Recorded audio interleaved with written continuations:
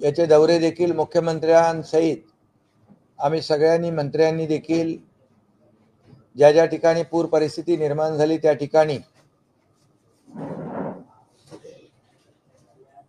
भेटी दिल्यानंतर पूर परिस्थिती आणि संकट शेतकऱ्याचं खूप मोठं आहे आणि शेतकरी देखील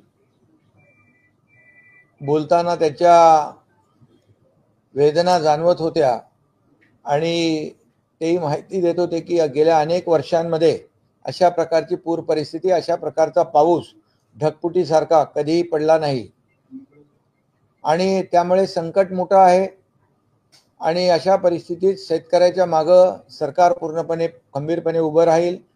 जेव्हा जेव्हा आपत्ती आली, संकट आलं, त्या वेळेस शेतकऱ्याच्या मागे सरकार उभं राहिलेलं आहे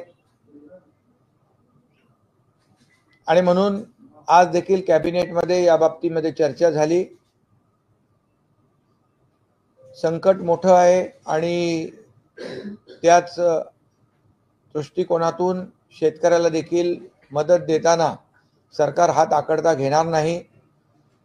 आता सध्या पंचनाम्यांची सगळी माहिती येते आहे।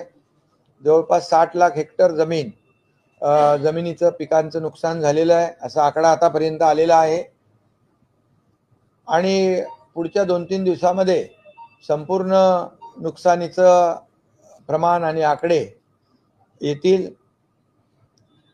पण एकंदरीत सर्वांचीच आमची भावना आहे की शेतकऱ्याला मदत करताना अटी शर्ती नियम बाजूला ठेवून शेतकऱ्याच्या मागे उभं राहिलं पाहिजे आणि